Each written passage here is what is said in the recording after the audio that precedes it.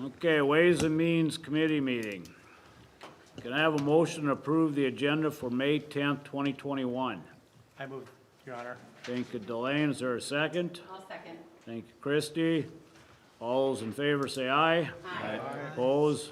Motion carries. Amend approved March 22nd, 2021 meeting report. I have a motion to approve the meeting I'll report. make that motion, Your Honor. Thank you, Clayton. Is there a second? I'll second. Thank you, Christie. All those in favor say aye. Aye. Opposed? Motion carries. Moving on, Epitome Energy presentation and discussion.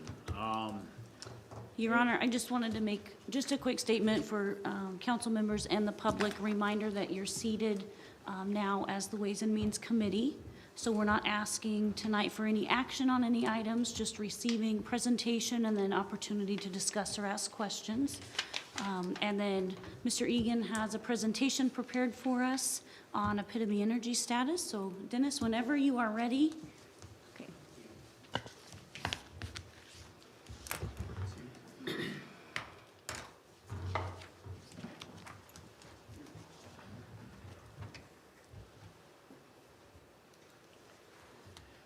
Your Honor, council members, city staff, we really appreciate the opportunity to come and share a little bit of an update for some of you and for some maybe some new information that you've not heard or how we've continued to progress this project.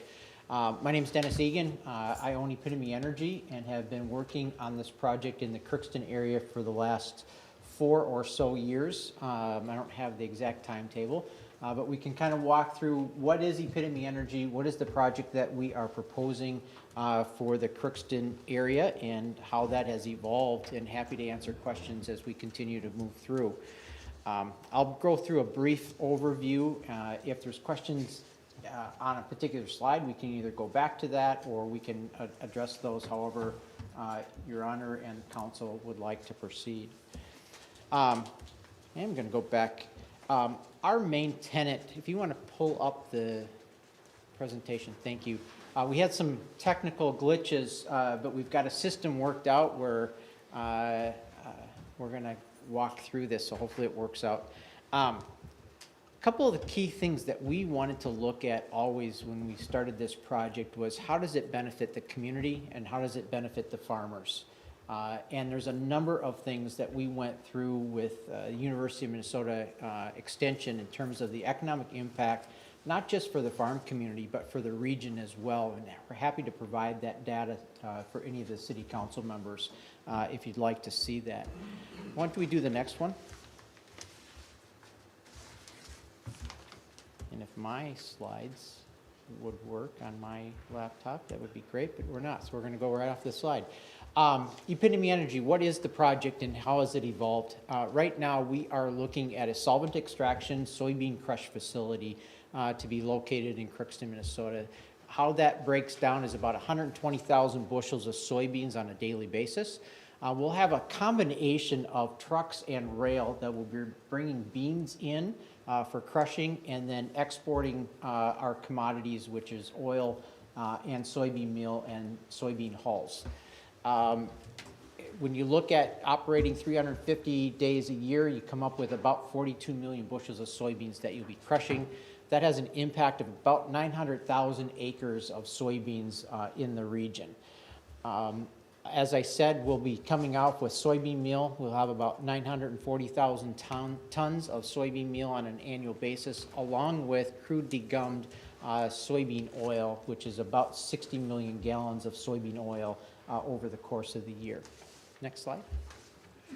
One of the things that, as we evolved and looked at market demands, one of the things that we started evaluating was how do we get a better value of the crude degummed oil. And one of the processes that we have found that will lend to that is, they call it RBD oil. It's refined, bleached, and deodorized oil. So you just take the oil that's coming off the crush and you put it through one more process. What that does is gives us some flexibility in terms of markets that we can sell the oil into. And there is a higher value on that oil as we looked at our financial modeling. Next slide. So what are some of the opportunities that this project brings to the Crookston area and to the region? One of the things that we saw and heard from the local farmers was the basis for the beans. These are the cheapest beans in the United States by and large in this region, and especially in the Midwest. And why is that? It's because there's been a business model where there's no value add for the person that is selling the bean. They essentially have been shipped out to the West Coast, relying on an export market for the whole bean. By bringing value add and crushing it, it brings additional value to the region, and it brings additional value to the farmer that you'll see as slides progress. What are some of the other things? We'll have the protein market to be able to stay here with some export. It also gives us an opportunity to sell into a number of different markets with the biodiesel mandate in Minnesota. During the summer months, 6 months of the year, Minnesota is requiring 20% biodiesel in the diesel. And then the other one that our facility will be able to help accommodate is the ever-growing renewable diesel market that is being done at a lot of the refineries, the large oil refineries in the United States.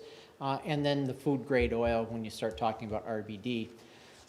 We also wanted to talk about the untapped value add in this market. Many of you are very familiar with American Crystal Sugar. If American Crystal Sugar was not here, you wouldn't have the jobs, you wouldn't have the sugar itself, you wouldn't have those extra markets. They'd be trying to figure out what to do with a sugar beet, right? And so by having that potential in this area, really, again, is going to bring jobs and economic growth. We also have a great willing community that we've been working with on establishing this project for a number of years now, and that is absolutely welcomed and appreciated. And we have access to very competitive infrastructure here. The 100-acre site and all that allowed for this with one owner really was fantastic. And an available feedstock, 160 million bushels of soybeans that are grown in a 60-mile radius around Crookston, Minnesota. Polk County is the single largest grower of soybeans in the state of Minnesota. So to be able to plant and put a, to be able to put a processing facility here in the center of that just made a ton of sense. Next slide. Just growing on why Northwest Minnesota. When we were looking for a location, we were dealing quite extensively with the Minnesota Soybean Association. And for years, the farmers and their members were saying, why don't we have value add here? Why is the basis, the price that they sell their beans for fluctuated anywhere between 90 cents to $1.65, less than they would be sold for down in the Mankato market? And that's simply because there was no value add for that farmer to sell into. And it's some of the same things, the logistics, the trucking, the road, the access to rail, fast-growing feedstock market north of here. And so just to be able to be in Northwest Minnesota made a ton of sense when we started looking at and we went through our feasibility study. Next slide. Some of the site benefits. There was 100 acres. We've been able to work with the city and to economic development to look at 60 acres and what that would mean and how do we place a facility like this on 60 acres. The road access that we've talked about, well used, American Crystal Sugar. People are accustomed to trucking on the southern end. We have great rail access. We've had a great partnership and relationship with both BNSF and the regional rail that's based here, bless you, right here in Crookston. We have a workforce. We have an opportunity for that workforce to keep more people in Crookston versus having them travel to either East Grand Forks or Thief River. So we have talked about what kinds of training programs could we offer and work with the state, Indeed, and the University of Minnesota Crookston and the technical school to ensure that that workforce continues to grow. And the land was already zoned industrial. And then, as you'll see on the site, if you're not familiar with it, all of the utilities are on the north end, ready to be tapped into. Next slide. Here is the site. As you know, on the east side of the site is BNSF. The main line is a stone's throw. Great access, great partner with Minnesota Northern, and great conversations that we've had with them. On the north, on Ingersoll, all the city utilities are coming into there, and then Highway 75 on the west. Next slide. As you'll see, as we started looking and developing this site with our permitting team and our engineering team, is that we would suggest and would like to be able to bring our trucks in on the south end of this. We've got great access for staging trucks. When you talk about having 30 or 40 trucks lined up, ready to dump, and then they would be exiting onto the west, onto Highway 75. On the southern side of this, it's where the beans get dumped. We've got rail access there for bean receiving, as well as oil and soybean meal exporting on rail and on truck. And then the crushing facility is in the center of that. Next slide. Here's the counties in Minnesota and in North Dakota. On this, if you take all 20 or so of those counties, you'll come up with about 160 plus million bushels of soybeans. Next slide. In the process, where are we? We obviously have done the feasibility study. It was updated about 7 months ago just to make sure that we were looking at new dynamics in the marketplace and looking at what was going on federally. On the site with the potential option of the 60 acres, the PPM, that's the private placement, that's the legal document to go out and raise equity. The stakeholders meetings, we've probably met with over 250 businesses / growers as we continue to outreach and educate individuals about what this project is and isn't. Our team, we've identified the development team, and we'll walk through who those are, but we've been able to go out and get experts in each of their individual fields to lend their credibility to this project. The business plan, we do have a detailed business plan, although for us that's a living document. Over the last couple of years, as dynamics have changed, as some of you may have heard early on, which I didn't mention here, is that we were talking about a biodiesel plant on this site. What we have found is that the renewable diesel industry is continuing to grow, and we think that's going to outpace the biodiesel industry. And so for us to spend an additional $60 million when we can add that possibly in the future, right now we're focused solely on putting a 42 million bushel crush facility on this site for the very reasons we talked about. So for us, that document needs to be a living document and not static.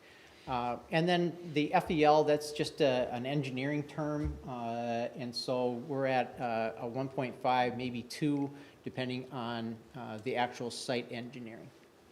Next slide. Soybean meal, what do we do with it? Where does it go? Why is it a valuable commodity?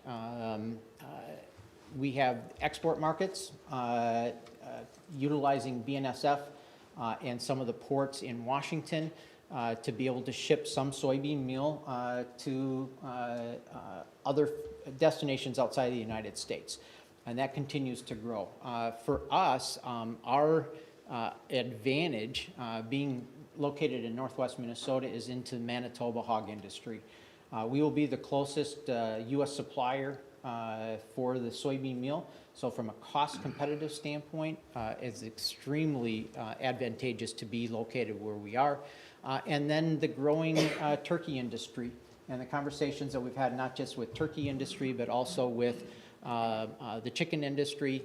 As some of you may have heard, over towards dairy, there's a 10,000 head dairy operation that has been permitted and being built. There's also a brand new hog operation in that general vicinity that is up and running. And as we continue to have discussions with the Minnesota hog and the swine industry, they are looking at northwest Minnesota for possible further expansion in that industry. Next slide, please. On the soybean oil, as we talked a little bit, the renewable diesel market is just exploding. And that's probably a bad term to use when you're talking about oils. It is the growth potential for renewable diesel is outstanding, and also still for biodiesel. Minnesota imports about 40 million gallons to meet our Minnesota mandate on an annual basis. So to be able to provide our crude oil to the biodiesel industry is still a possibility. And then the food grade side of it, if we end up doing the RBD oil, to be able to sell into the food grade industry, both here in the United States and in Canada, is fantastic. When you LCFS, that's just the low carbon fuel standards that is being talked about, not just in Minnesota, which the governor and MPCA are on the verge of implementing here in the state of Minnesota, but also California, Washington, parts of Canada, Oregon are all moving towards the low carbon fuel, which really bodes well for that renewable diesel side of things. Also, you've got mandates for biodiesel in Missouri and Minnesota. Iowa's talking about that as well now. So those are just some of the rationale for looking at the oil and what our offtake agreements will look like. Next slide. From an organizational standpoint, when I talked about putting our team in place with credible individuals that have been in the industry, early on we had conversations with a gentleman, his name is Mike Noble, worked for folks like World Energy and Cargill and helped get the facilities up and running with the Minnesota soy producers, the South Dakota soy producers. He's from the Midwest. Since then, we've had discussions with 3 other groups that really could bring additional resources to the table. 2 of those organizations currently are running large crush facilities in the Midwest, which again would bring a whole host of opportunities if we were able to partner with them. And the other group is ex-employees that ran the CHS operations in their crushing facility, both from a risk management side as well as operations side. And so we've had some great discussions with that group in terms of bringing them on as resources for this project as well. From the financing side, Christensen and Associates, well-known ag financial group, CPAs out of Wilmer, Minnesota. They have about 150 ethanol, biodiesel crush facilities as clients. John Christensen and his brother started that firm. They also are farmers. So they get kind of the industry, and they've been in the industry for 30 plus years. So that's a great team to have. Also from a natural gas standpoint, we have Great Plains, but we also have had recent conversations with community co-ops. They're providing some natural gas to the airport right now. They're looking at could they provide additional natural gas down to this facility. We would be one of their largest customers on their network. So we're in discussions there. Gives us some great competition and opportunities to continue the dialogue. On the legal side, Todd Taylor has been in the renewable fuels side of things for 20 plus years and has a law firm that he works with. On the environmental side, that's important and key. We've got 2 different groups that we've engaged. One is called Wink, which is now a company called Stantec. They were purchased, large engineering firm. Wink prides themselves on being the organization that has permitted all of the Midwest oil crush facilities, as well as some ethanol, as well as biodiesel. And so they understand the process, they understand what it takes to get the project across the finish line, and we're really proud to be able to work with them on our air permit side. Sunday Engineering is a great firm, female-owned. They're out of the Twin Cities, out of Bloomington, and they're doing our EAW. That's our environmental assessment of the site, and doing noise study, doing transportation study. So they're doing that whole host of things around the environment. On the railroad side, great conversations with BNSF and with Minnesota Northern. We can go to the next slide. Well, let me, you don't have to go back, but Ottertail has been a partner from day one. They actually instituted a 5-year development rate for us already and put that in place just from helping us get up and running, as did some of the great work that the city did in terms of sewer and water. Next slide. A couple of things of note. Most recently, one of the things that gives us an advantage, as I said, is our location and access to Canada. One of our competitors that's bringing some around 30 or so semi-loads of soybean meal up into Canada on a daily basis is located in South Dakota. They're running trucks up to 106,000 pounds up the South Dakota, North Dakota into Canada. We were at a disadvantage because Minnesota only allowed us to run about 80,000 pounds.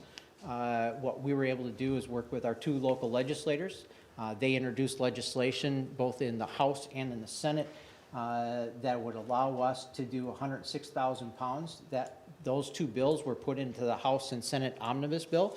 And last week, the conference committee took those two bills, put it into the main transportation bill. So when the governor ends up signing the transportation bill, we are in a great shape to actually have that legislation passed, which will again give us an advantage over our competitors of hauling soybean meal on Highway 75 and Highway 2. It limits us to just that narrow scope into North Dakota. On the air permitting side, we've been working with a group called Minnesota First Stop. They have put us in touch with all of the department heads and including Minnesota Pollution Control Agency. And so as we continue to work with WINC, we've had 2, if not 3 meetings already with MPCA staff outlining the protocols in terms of what and how WINC is addressing the air permit side of it. And we're just doing that periodically to make sure that we're all on the same page so there's no surprises when our air permit gets submitted in June of this year. In Department of Revenue, we've got an opportunity next session to go back.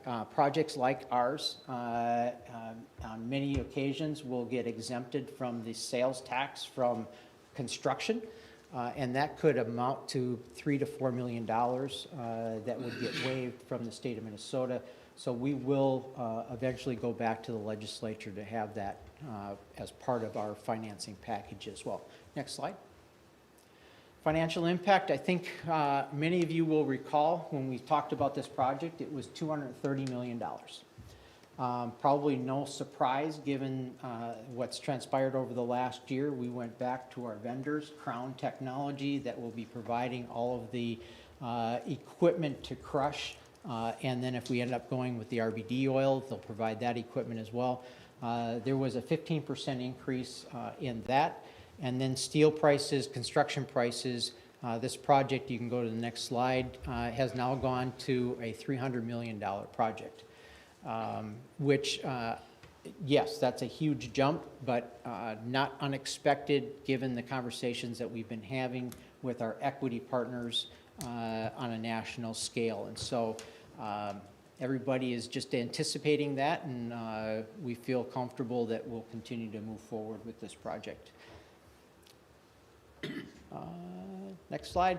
Here's just a quick little Gantt chart. I've got to adjust a couple of numbers here, and I'll do that for you on the fly here. But essentially, this just shows you kind of the next steps in terms of where we're at. MPCA, that really is critical for us. The willingness of the city and Cheetah to front end the loan to allow us to get this process started sooner than later really is giving us a jump start on getting that submitted by end of second quarter, and we really feel comfortable that June is going to be the date that we will have our EAW and air permits submitted to the state of Minnesota. The state legislation, we talked about it in terms of the truck weight. We will end up going into 2022 for the sales tax that we just talked about. The development funds, we have had 2 term sheets delivered to us from 2 large equity groups. One is our traditional equity, which would be half equity, half debt. The other one is leverages equity in a different way, and it would be greater reliance on the debt side of things. So about 25% equity, and the rest would be financed in debt. Christensen and Associates is evaluating both of those in terms of its long-term impact.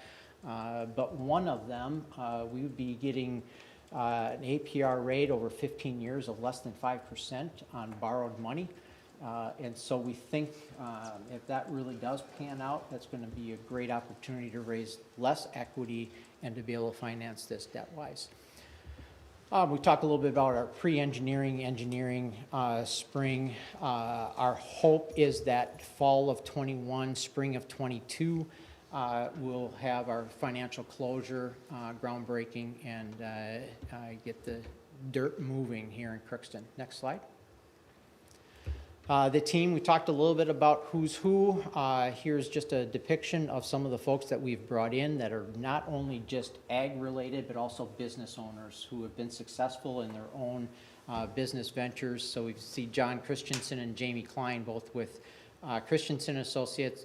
Randy Nelson is an engineer and owns a large construction sprinkler system, does a lot of warehouses, does a lot in the energy sector.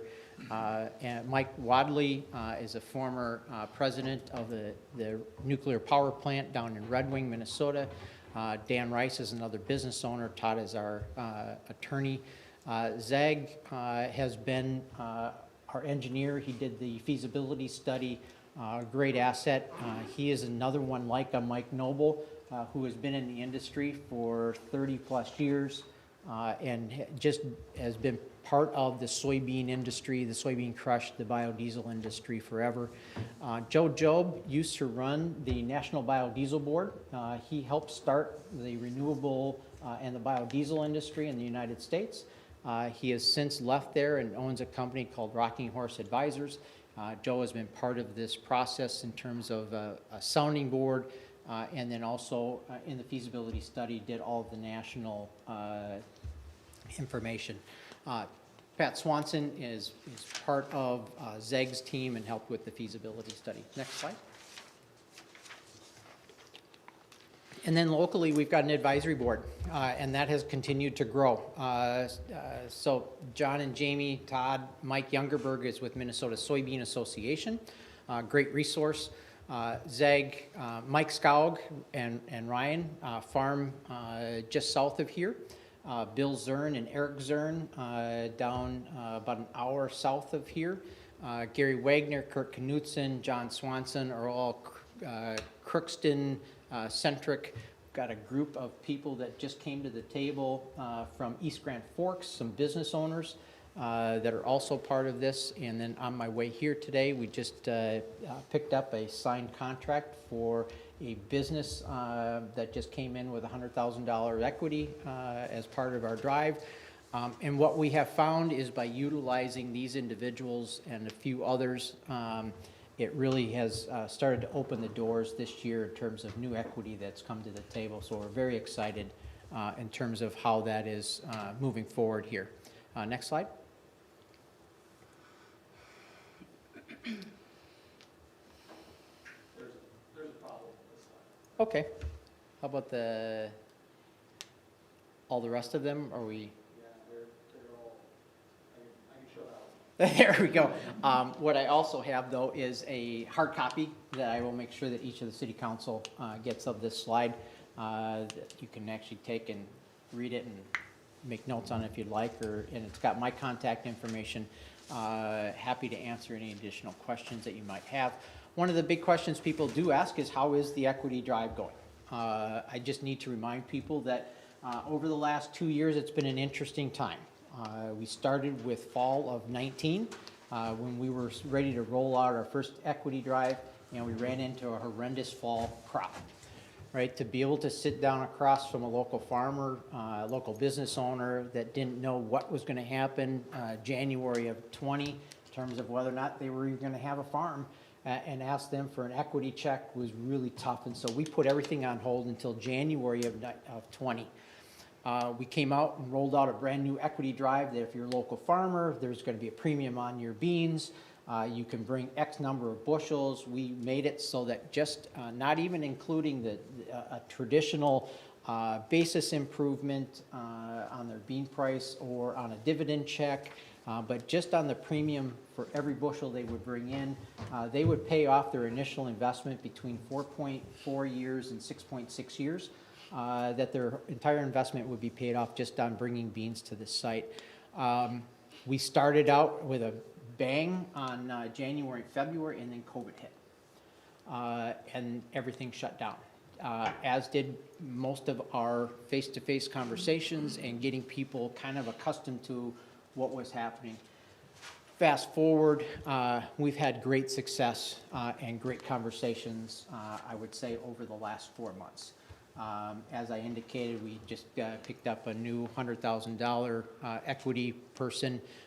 We've had a dozen or more other large equity checks that have been written out. We opened up a local bank account here. All those dollars are flowing into the local bank.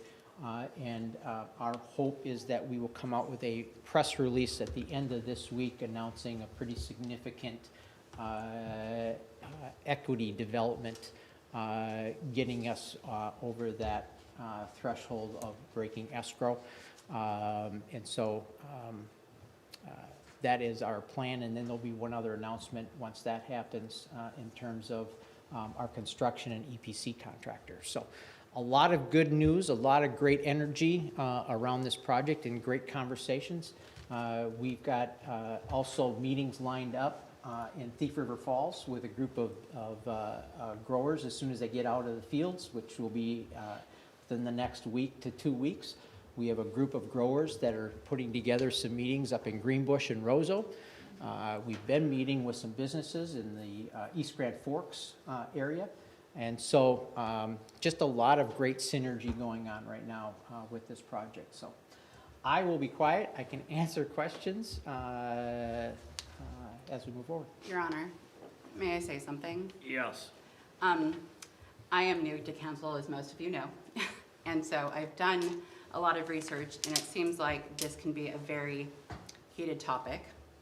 And so knowing the council that I have in the last couple of months, I really appreciate the ability for us to have a civil conversation. I also really appreciate that everyone truly here wants to make sure there's economic development in Crookston, and I don't think there's anybody that would say otherwise. And I also think that we need to remember that we're public servants, and as such, that we're being very careful in asking the right questions and asking the hard questions sometimes when it comes to things like this.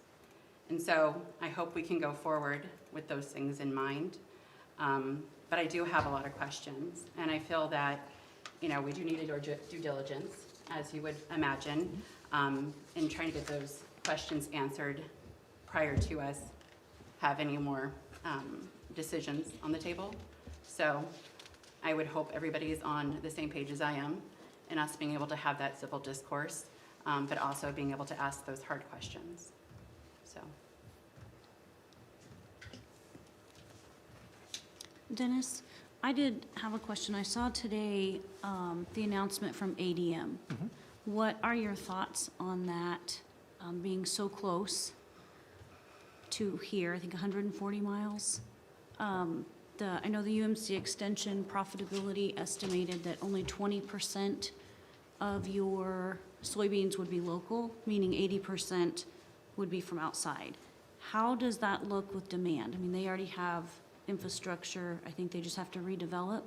How does that impact, or how would that impact Epitome Energy? It's a great question. Our feasibility study actually looked at a site at Spiritwood. I want to say about 6 years ago, Minnesota Soy Processors raised about, I'm not even sure how much they raised, but they were proposing putting a site at Spiritwood right while we were doing our feasibility study as well. Given the distance of 140 miles, we actually don't overlap in terms of accessing soybeans and the availability of those soybeans. So we're actually, we feel very comfortable that the new announcement was made that they are found a new partner in Spiritwood to build a crush facility.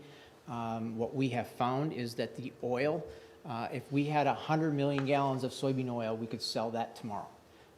The need for renewable diesel and the new projects, they're talking about an additional 2 billion gallons of renewable diesel for that market, and the price has doubled over the last year in terms of the actual that we would be able to charge for our oil. So the economics as that we will be able to share our updated numbers with the city, going from the 230 to the 300 million.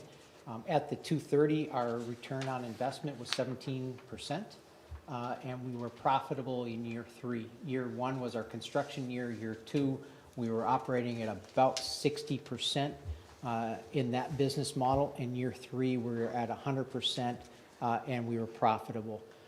And so that has continued to stay true with our new model runs, and we hope to have that done within the next couple of weeks that we'll be able to share back. But back to the original question, what is the impact of a facility that's 140 miles away? Based on our feasibility study and the conversation that we have, is that there's no lack of soybeans for both facilities. Thank you. Dennis, I'm not trying to hijack, I promise I'll be quiet here in just a second. We've visited quite a bit in the last few weeks. When did the developments come about on the equity? What I just talked about, I would say we've been pressing very hard, and I was actually on the phone on my drive up today when they group committed. They've got one last piece of due diligence that they're doing, and they're having a conversation in the next couple of days with Christensen and Associates on our new financials, and as much as we know right now. But they feel very comfortable in that. And then the one we've had kind of over the last 3 weeks or so for the $100,000 one. I went and had lunch with them last Friday when I was up here, and then went and picked up the paperwork on my drive right before I came here. So it has been kind of that evolving. People are feeling very comfortable, a lot of the local farmers, in terms of the crops. They saw the price increase in soybeans over the last 6 months, with China coming back, buying. I mean, from a year ago, I want to say, and this is estimating, but the price of soybeans a year ago were probably in that $8 range, if not $7. And now they fluctuated up anywhere between $12, $13, $14 a bushel. So some of those farmers had leftover beans in. They're anticipating the prices being of that level this next year. And then as we look out 2 years when we'll start buying beans, they really think it's going to level back out and be more of a traditional maybe $10 a bushel. But right now the farmers are riding a wave, and they got some federal funds, so they're feeling very good right now in terms of their financials. So. I have a question, Dennis. Go ahead. If I heard you correctly, is the breaking escrow, is it 2 million? that you Pardon? need? The breaking escrow, is it 2 million? No, it's $1 million. The very first PPM did have it at 2. We updated that, and we sent a letter out to all of our current equity people and lowered that to $1 million.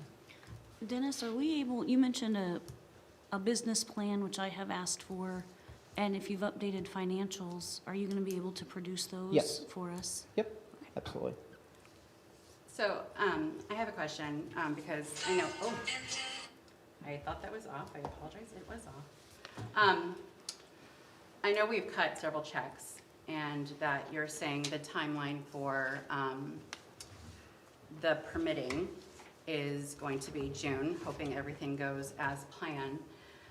But I do question when there's so many question marks on this initial design that you have, and not owning land and not knowing who's paying for this road, and for not knowing about the vacation of a road.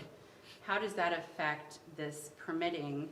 And are you permitting and then having to go back because your site plan can change? And I say that because I do worry that, I know probably $250,000 doesn't sound like a lot to you, but obviously it is to our city. And that we want to make sure that we are doing our due diligence and making sure that this information is out there. Because I do have a lot of concerns when we make these decisions based on things that are not solidified in land that we don't own.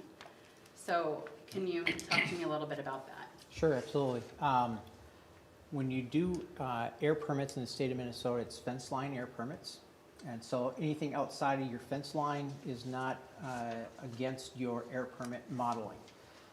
And so as we looked at straightening out a road on the south end and clipping part of land that is not currently in our control, a conversation was had with that landowner, and they seemed to be agreeable to working out amenable access to it. And so from that perspective, we feel comfortable going in to our air permitting process with that one. On the east side, whether or not the extra rail that we are suggesting would be beneficial to this project, it's not in our fence line per se. So from a air modeling perspective, if we need to make some adjustments with that site, we feel comfortable, our team has had that discussion internally, that we can make those internal adjustments and still get enough rail. If we're not able to, there's been discussions with Minnesota Northern. They're putting in some new rail spurs this year. We'll just end up storing some of our rail cars on their track and not have track on the east side, as much track on the east side. And so we feel as though within that fence line, the land that we eventually will purchase from the city of Crookston, we feel comfortable continuing to move forward and to continue to work with staff on the negotiation and conversations around what does all the different pieces look like. So that was for air permitting. What about for the EAW? The same, Is that the same? yes, It's in fence line. correct.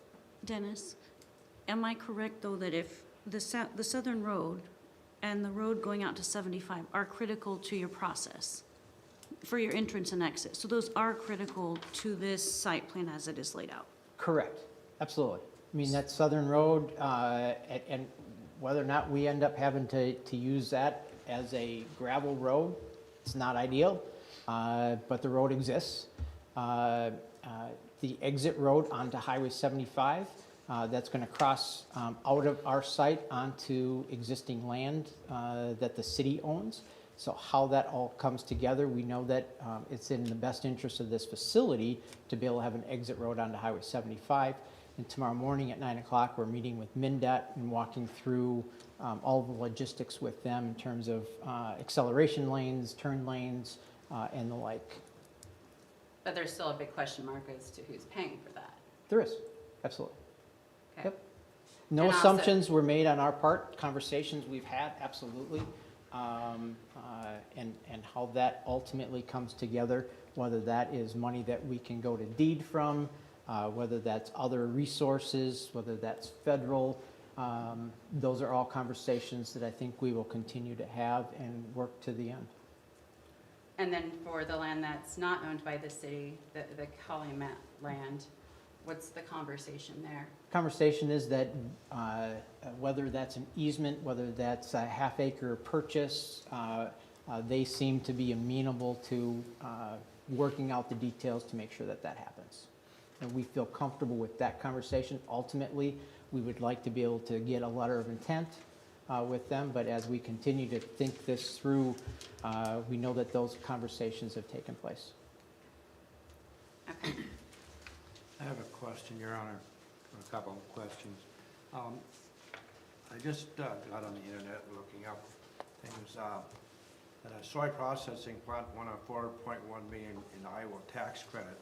They are gonna produce, it's a project of $243.4 million, and they are expected to crush nearly 40 million bushels of soybeans annually, won a 4.1 in state tax credit. Now, like I said, I just found this. Now, are you aware of this plant? The one the new one in northeast Iowa? Yeah, Shell Yes. Rock Soy Processing? Yes, we've actually had a conversation with their president on a number of occasions. Has Okay. there, oh, sorry, go ahead. Clay. Like I said, I just happened to look it up on, because I heard the one of in South Dakota, so. Yep, I was looking around and to their see. their two partners, council member and Your Honor, are Phillips 66 Oil is buying their oil and has a minority stake, and then some of the meal marketing is being taken care of by CHS. And they're estimated at 462 million pounds a year of crude soybean oil that will be sold to refineries across the United States. Do you think this is going to be a conflict with the one here, with us? No, not at all. Is there a study that's been done to make sure that there's a viability for that and that there is enough? I mean, I'd love to take your word, but as a council person, I'm here to, talk on behalf of the city. So is there some type of report saying that there is the market and there is the soybeans available to make this ADM and another plant viable? Because I'd love to take your word again, and I'm not to say that you're not being truthful, but I also want to make sure that we truly have a good understanding and that we understand the market, because I am not a farmer, and so I don't know what the market rates are, and I want to make sure that we're able to say that. And looking at the economic development impact study, I feel like this is almost null and void because it came out in 19 and ADM has come out since then. So I also am concerned that this is being utilized as a way to show that it's viable when it's pretty out of date at this point. But yeah, so I do have that concern that we don't really know, and I'd like to have more information and some actual reporting that's done that shows that we're able to proceed with having a successful space here and that we're not competing for soybeans or market share. I think that's a pretty big question for me.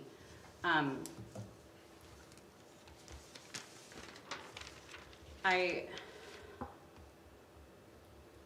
am really concerned about a lot of the loans that have already been dispersed out, partly because the amount of money that's been raised, according to the public record, is like $95,000 in a 2-year period. And I do understand between bad markets and the pandemic, there are concerns.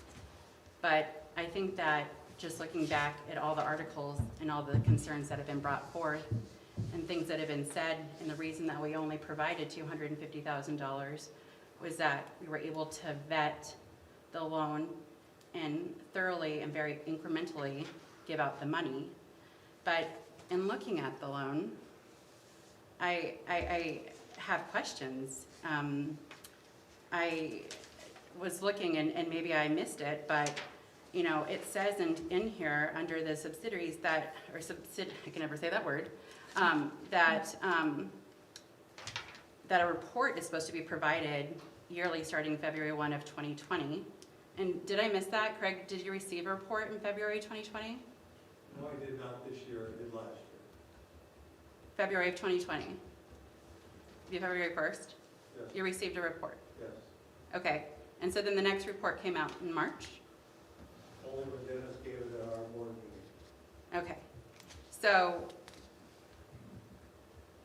I'm concerned that if we're creating loan documents, and I feel like at times this is supposed to give us some type of comfort in knowing that if these things aren't hit or done, that there is some type of repercussion to make sure that we are covering ourselves. And from my understanding as well, this loan has no personal guarantee. So if this all goes to heck and you get the permitting and then nothing else happens, you're not able to raise equity to purchase the land, the city is now out $250,000 and has nothing to show for it. And so I want to make sure that I can tell my constituents that this is a good deal. And according to the agreement, if it wasn't submitted on February 1st of 2021, there was a $100 day charge for every day that it wasn't received. So is that something that's been discussed? What we can do with that, councilperson Attorney, is we can take that amount of total penalty penalty. We have only submitted 169,000 of the 250,000 allocated. So we subtract that by the days between the report being generated and when February 3rd, and then he doesn't get the full 250. So that's how we impose that $100 per day. Okay. So one of the other things that I'm wondering, Craig, if you could tell me is, it says that the lender was going to receive evidence that Minnesota Department of Agriculture will grant $250,000 to help the other portion of financing this reports and permits. So have we seen evidence of that as well? Yeah, the Department of Ag has already committed those funds to Epitome Energy for our permitting. So you do have that. And that's not part of this $1 million financial assistance from the Department of Agriculture, is that correct? The Department of Ag will give $1 million to Epitome Energy for that. And then the $250 to assist with the air permitting. I'm also concerned because it sounds like we're kind of getting towards the end of this and there isn't the funds to withdraw for equity. So there's a $250,000 that's ready to go to pay for reporting and permitting as well? I guess I'm not following. We've got a $1 million grant from the Department of Ag that we can use towards permitting and matching funds. And then we have the $250,000 that we've received from the city and Cheetah.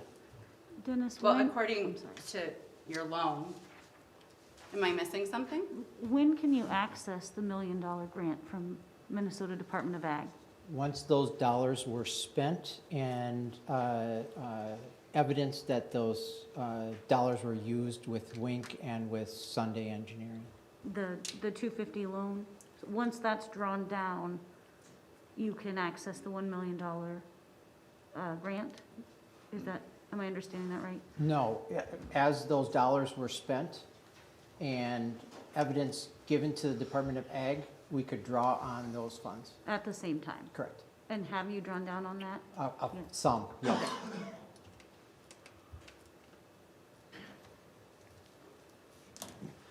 So is there, I'm trying to clarify this. So there's a $1 million grant and then there's a $250,000 grant, is that correct? No, there's a $1 million grant and then a $250,000 loan.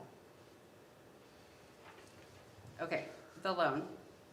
And you have received that and are utilizing parts of that for the reports and permitting, correct? Correct. And all those invoices are sent to, verified that those tasks were actually done by me and then sent to Cheetah, and then Cheetah writes the check. Cheetah's writing the check from the Department of Agriculture? No, they're writing the check, the loan from the city of Crookston. But there is an additional grant from the department? For $1 million. Okay, so are these not two different things? Because it says here in the loan agreement that the lender will receive evidence that the Minnesota Department of Agriculture will grant $250,000 to finance a portion of costs for reports and permits. And then over here, under the business agreement, it says the borrower expects to receive financial assistance from the Department of Agriculture to develop the facility and principal amount of $1 million. So That's one and the same. okay, I guess just in reading some of the past things, it made it sound like these were two separate pieces and that maybe that Minnesota grant didn't go through initially. Nope. Is there a way to confirm that? Yeah, we've provided to Cheetah the evidence of the $1 million grant from the Department of Ag. Okay. Yeah, so, again, this is one of my concerns, but my concern is that, again, we spend down the $250, the equity is not raised, and then what does the city have to show for it?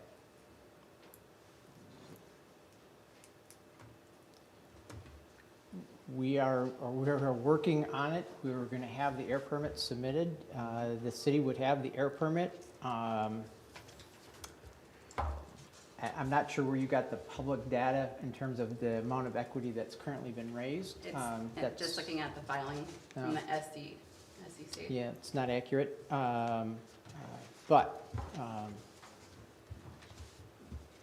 I'm not sure where you found that from. Yeah, I guess my other thing too is, I'm very hesitant about, again, going further with this permitting, because I don't want the city to be held to somehow holding up this permitting process. If you get the permit and the city doesn't want to spend the $1 million on the road, doesn't want to vacate the road, doesn't want to give the additional 5 acres, you don't get the Calumet piece.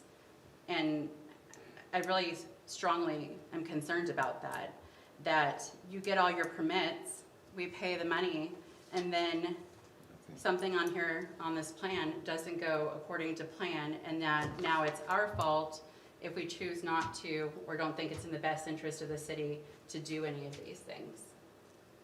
And I feel like it's really tying our hands when you're submitting those permits for things that aren't necessarily things that we can do or even have our hands tied to. Dennis, I have shared that same concern with you, so that's not the first time you've heard that, but how close are you to fully engineered plans? We haven't even begun our city review yet. How close are you? I know you did send an email, and I apologize, I don't, if you gave a timeline, but how close do you think we are where we could even begin a city review of the site plan? I'm probably not today at a point where I can give you a timetable. Okay. I've shared that concern with you also, just that the road layouts, we need the radius and road width for safety vehicles, emergency access, setbacks, easements, all those types of things. I know you have expressed there's a little bit of wiggle room there, but some of those could also impact this site plan as it is laid out. And that is one of my concerns, that you would have to then go back, depending on what if any changes came up, to go back and at least get an amendment. I understand it could be significant if it changes any part of the processing.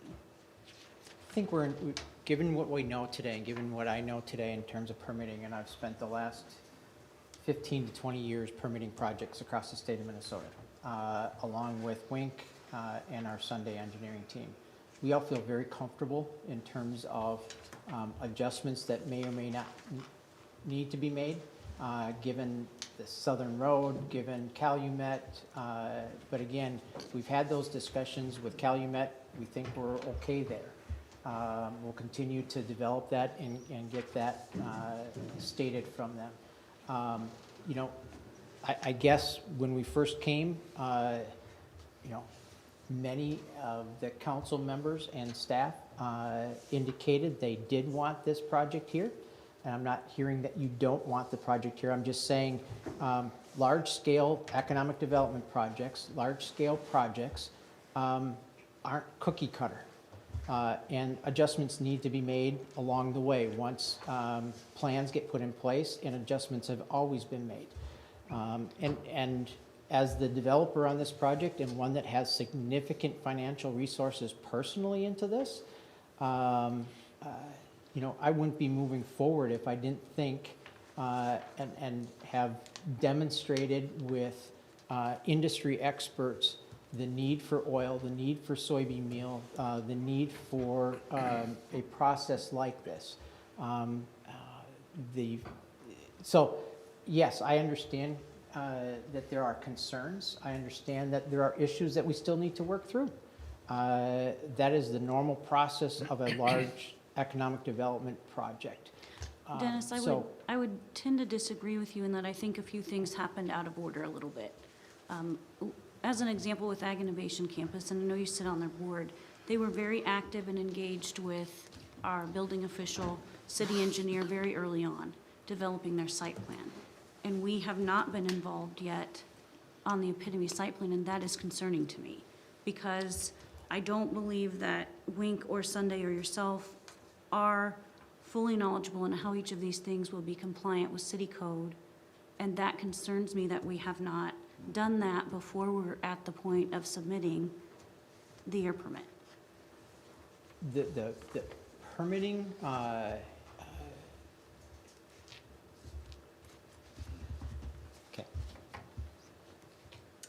I would also like to say that I am not against economic development, and I'm not against if this is a viable solution and that there's a market for it. But I think that there's a way that you need to go about doing things.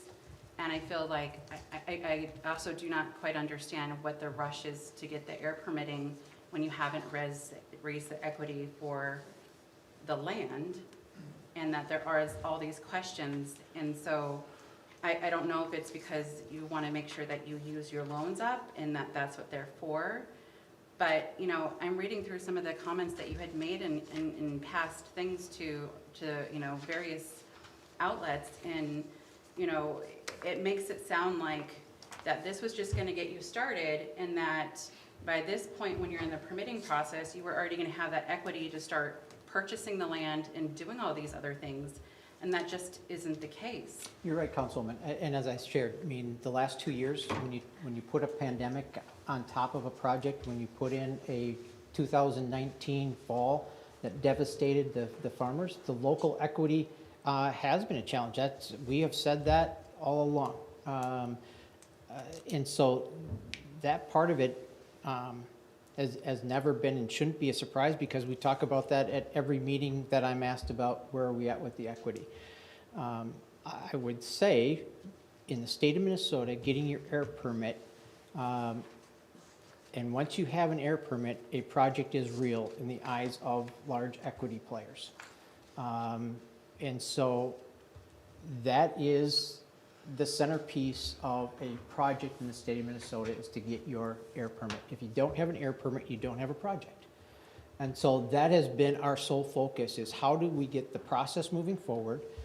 We will have the resources to finish that process, and that will get submitted. We have been told by a number of large equity players, let us know when you have it submitted, and let us know when the state of Minnesota awards your air permit.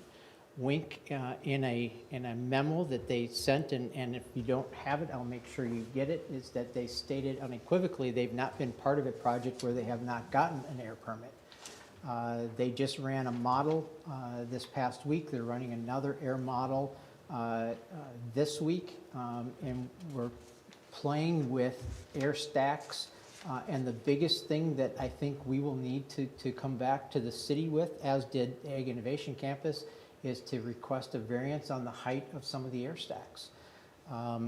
But being this is a industrial development area, given that you are accustomed to American Crystal Sugar with a plant and stacks, and that you gave the variance to the Ag Innovation Campus, we don't know why you wouldn't give the same type of consideration for this project. And I can't tell you today what the height of that stack is going to be until the air modeling is done by Wink, and they can say 100 foot, 120 foot, 130 foot will disperse the particulate matter enough to pass the MPCA air modeling.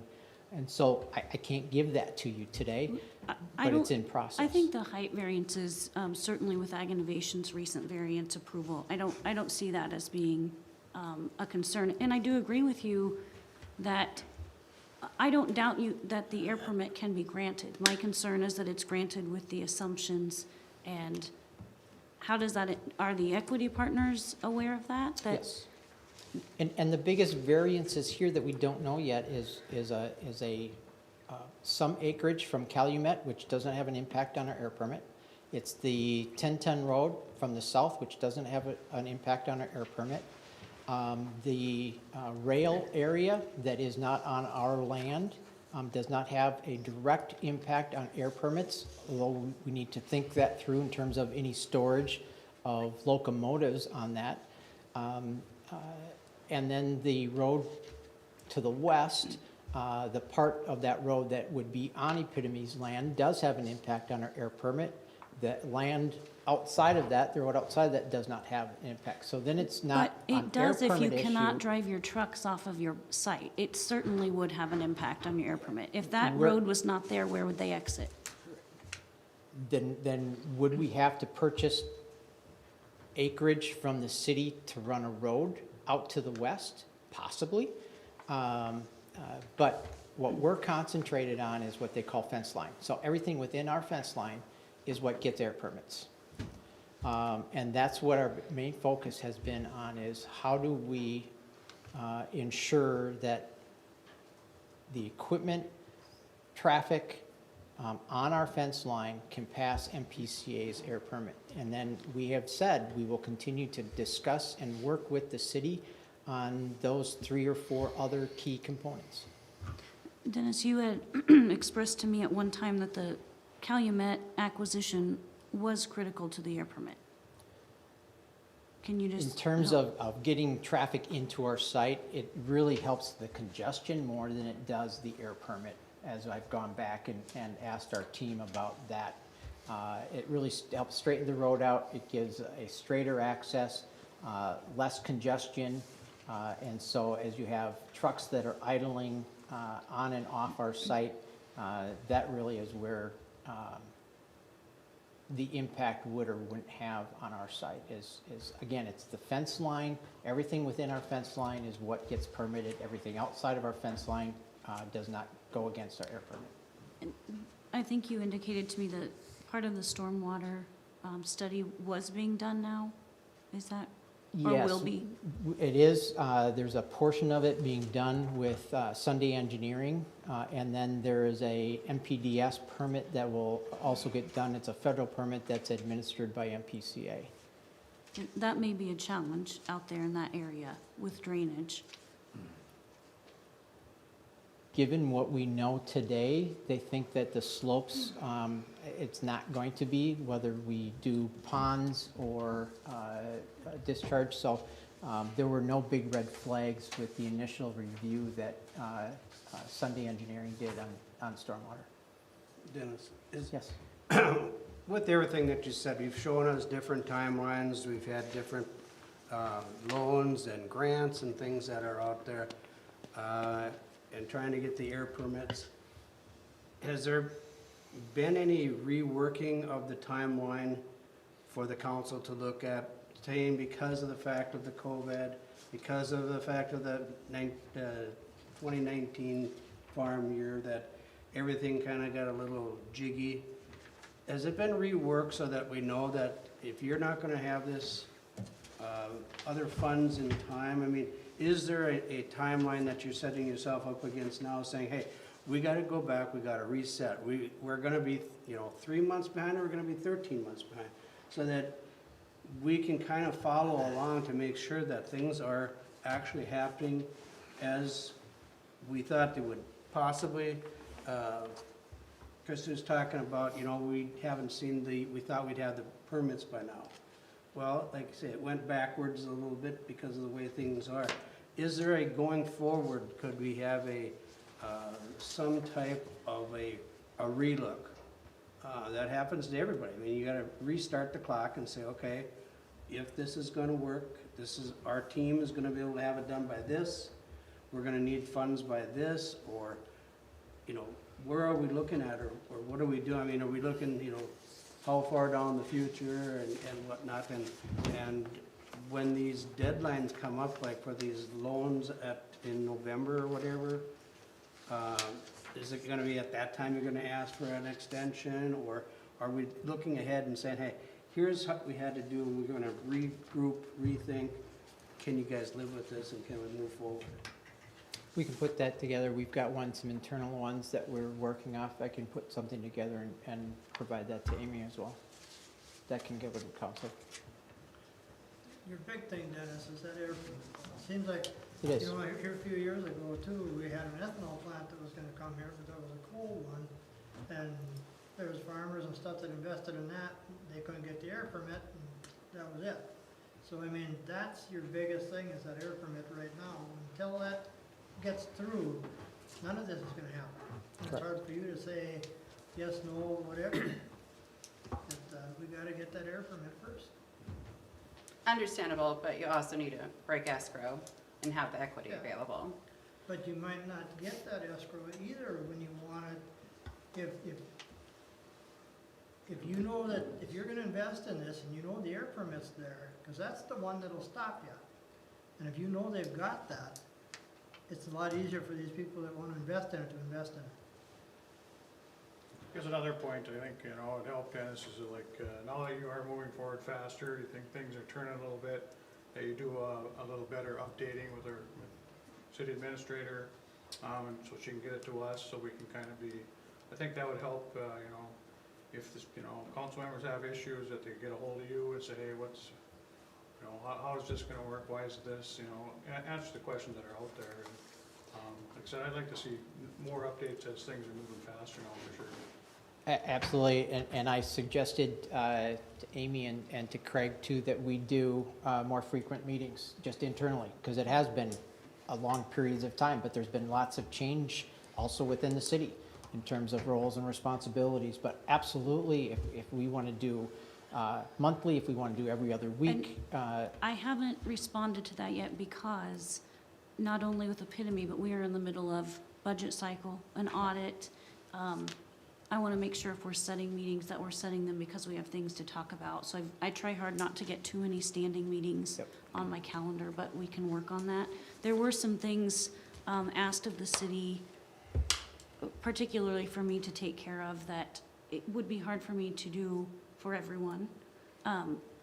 Do you have anyone engaged as a project manager? We hope to soon. Okay, that, I think in working with other projects, I think that would help you a lot, because some of those things in there would be things they could certainly take care of and get ready to bring to us. Don't disagree. That initial email that I sent last week was really just an attempt to start putting some timelines together. And it wasn't to say that Amy needed to do all of them. It was a starting point for a discussion, I think, just to say, here are the outstanding issues, how do we tackle them? And so it was first attempt to at least put some things down so that we could go back and have a discussion about how does this get handled. Before we get to that point, for sure, since our last discussion less than a week ago, it seems like there's been many, many changes in your equity drive that weren't discussed. Positive changes, yes. Right, so in the last week, but no contact has been made with me as an update until today. I would like to see a little bit, maybe a written update on equity drive, the business plan, your updated financials. That would help me guide the city council and do some of my due diligence. So what you had provided to me before was a little bit out of date, and you had told me And I you're shared that with reworking you, those. that we were going through the updated financials, Yeah. absolutely. So that would help me if I could get those and start working through them so I can guide and be available to answer questions and make recommendations. Dennis, excuse me, I would like to see a lot more answers to what Amy has written here, because there are a lot of questions, and if you think you're confused, Christie, I'm kind of confused also, but I think I got some understanding of what's going on now, but where do we go from here? What do you think is what are the priorities? Because you haven't been in contact with the city, and that's major. We're supposed to make decisions based on this document, and there's a lot of confusion in this document. I guess I don't know what document. This is It's the an informational memo. informational memo that we got Sorry. from our executive director here. They were the questions that we have discussed together. Yeah. And what needs to be answered, we need to answer those questions, get those questions answered and a plan written of where we're going, because there isn't, right now there's a lot of confusion. I agree with Christie, we need to get some direction from both entities, the city and from you, basically. And I shared with you, Dennis, had I been here before, I just simply wasn't. And it took me a long time of doing a lot of my own research to get fully up to speed on the Epitome project. I wish someone at some point would have shared some of these things with you. I wish when your equity drive slowed down, we would have slowed down, and I think that was city staff and Cheetah staff's job to guide you with that, but I think when your equity drive slowed down, I think it would have been prudent to slow down maybe a little bit on pushing forward with some of the air permitting and at least taking the time to get some of that lined out. That's what would have felt a little bit more comfortable to me. I wish. And just from a developer standpoint, I mean, knowing and what we've heard from equity, again, I can reiterate this, until we get that air permit, a lot of the other large equity won't come to the table. So that has been our attempt from day one that we've shared with past council members anyways, that has been our sole focus, is to how do we simultaneously continue to look at large equity, how do we intermittently, because of COVID, because of the local economy, continue to keep the project in front of those folks so that now they will invest. But it really has been, I mean, I can't stress enough, in the state of Minnesota, without an air permit, you don't have a project. I know, I do understand the challenge of that. For me, in my role today, I'm not real comfortable with the way, maybe the timeline, and I know we can't go back and change that. The best we can do is go forward the best that we can, and I've shared that with you. Could you clarify for me, you had mentioned that the SEC filing was inaccurate. What triggers you to have to file an SEC filing? All of the equity that we get gets sent to both our financial team at Christensen and at our attorneys, and then they file SEC reports. So, Is it an annual? Is it triggered by I don't selling know that. shares? Okay. I'll ask though. Okay, thank you. I don't know that either, but. I have a couple of things. One is, I do see that the Brainerd Dispatch on November 19th had said that, I guess they quoted you saying that between the money at this point we had lowered it to $250, that it would be paired with a grant from the Minnesota Department of Agriculture that was initially pitched to the City Development Authority as a one-to-one matching, but then somehow the Ag Department had walked that back. So there was an agreement or an understanding that at one point there might have been a $280,000 grant. I'd have to go back and read Because I mean, this was only a couple days before the article. loan agreement happened, so Okay. I just wonder if there was maybe some oversight in that. I'd also like to say, and this isn't the first time I've said this to council, that when we sit on different committees and different boards, that it does give me distress that up until now, I was not aware a lot of the concerns and things that have been going on with Cheetah. And I, as being a steward, as we all are, as elected officials, and knowing what's going on with the money that we're providing, and yes, it is not necessarily that we are completely doing the oversight on that, as that is a Cheetah responsibility, but we still have a responsibility to be aware of how these monies are being spent and making sure that it is being done in a way that is most appropriate. And I apologize to you, Dennis, because I think at some point too that this is a fault of ours to not have these conversations before now, and that is not fair to you, and I apologize for that. But I also am very concerned about how things are lining up. I also would say that, you know, when you don't have any skin in the game, if you will, that it's easy to go forward and spend the $250 on the air permitting when there's nothing to lose. And again, and that is just the reality of what it is. And so it's a lot of money to the city, and if this doesn't go through and equity isn't raised, and I know you have a lot of great opportunities, and that's wonderful, but we're still relying on you, just you telling us those things where we don't have any of the proof that any of these things are going forward. We don't even have an structural engineer map. We don't have the communication to our city administrator. We don't have the connection that's been made to Greg to find out what permitting processes are in the city. And so I have a lot of concern about this. So I'm gonna throw that out there. It's on the record. I also really would like to see something go forward. I would like to see any industry that would help provide opportunity for our farmers and for our city and the tax base and all those things that go along with it. But it needs to be done right. It needs to be done in the process. It needs to be done with open communication. We should all be aware on a consistent basis. If a constituent came up to me today and said, hey, why is X, Y, and Z happening? I should be able to tell them that. Because I'm an elected official here, making these decisions, having these conversations, and I feel like that has not been what's been happening here. And I'm very concerned about that. Have you made it out to Craig's at any time and asked him about any of this stuff? I'm sorry? I say, have you made it out to Craig at any time and asked him? No, about because anything? I believe that we are a council and that every conversation that should be happening between us and Cheetah should be in this space unless you're on that board. See, Because this is an open forum, Yeah. and I also don't want to have serial meetings. I want to make sure that we're as transparent as possible. And this is information that should be brought to us. But I guess. It is not my responsibility to do that.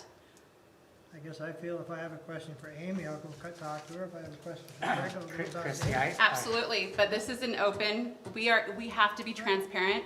And what Craig should say to me, he should just say to everyone in this room. Stay, okay, Christie, yep. Christie, I could agree with you. on Let's what you're stay saying on, tonight. let's stay on topic here, please. I agree. I'm just saying that is why, Right. everything that I've done so Stay far on. and why I've only known about this is for now. Is there anything else for Dennis? No? No. Your Honor, can any of us ask questions on here? Or at a different time, or submit something to Amy? Your Honor, I think it's okay It's an au- if you, Yeah, this is on Brian LaPlante, I would just stress the importance of critically analyzing business models going forward, especially in the energy sector.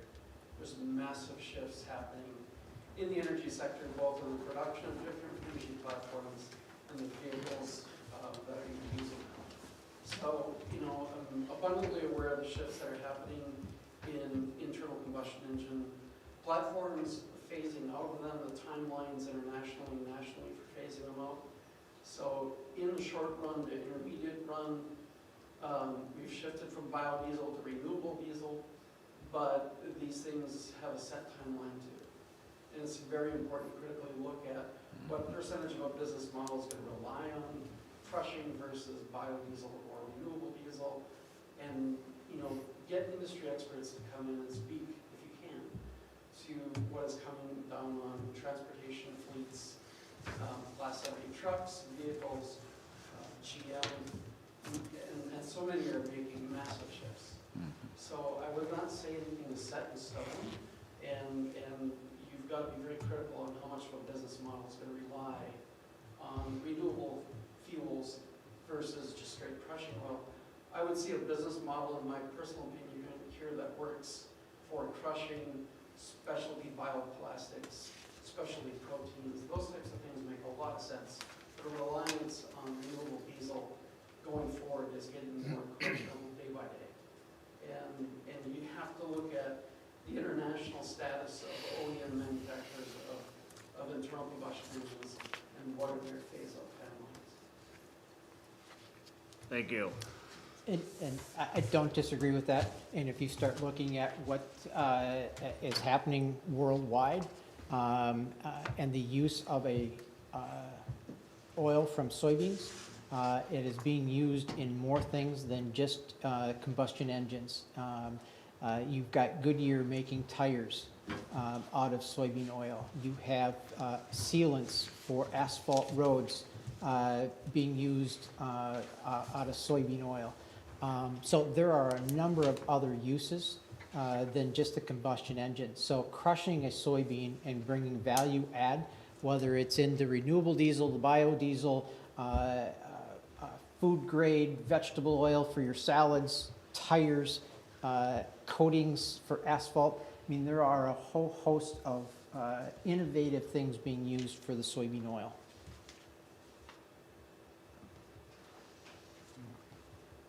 Is, talk about research with soybeans and stuff, now that's where the Ag Innovation Campus would come in too, as far as research, not only soybeans, but different commodities out there, different, whether it's soybeans or wheat or sunflowers or, so. Correct, and having them house AURI, which is one of the leading research firms in terms of alternative uses for a number of oils, whether that is canola, whether that is soybean, whether that is sunflower, whether that is the next wave of seed. So we are well positioned with our equipment coming from Crown Technology. They're the leader in the world in terms of providing this type of technology, and they happen to be a Minnesota company based in Rollsville. So we feel as though that we have looked at a number of alternatives, and our business plan reflects that. Just can I ask just one more question here? The other thing that I think you had mentioned is that the primary reason that you were seeking the permit for such a large amount was that you want to strategically position yourself to be present and to starve off any other current or future competition. So I'd really like to see more research showing that this area can sustain can have the soybeans that it needs, and can have the market for it, that with this ADM coming in doing the 54 million bushels a year. I think that's a really important piece to know. We can do that. I appreciate it. Yep. Anything else? Dennis, I thank you for your time. Mayor, council, and staff, appreciate being here. Thank you. Thank you, Dennis. Thank you. Thank you, Dennis. Thank you.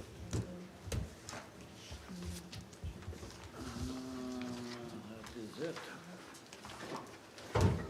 We are adjourned.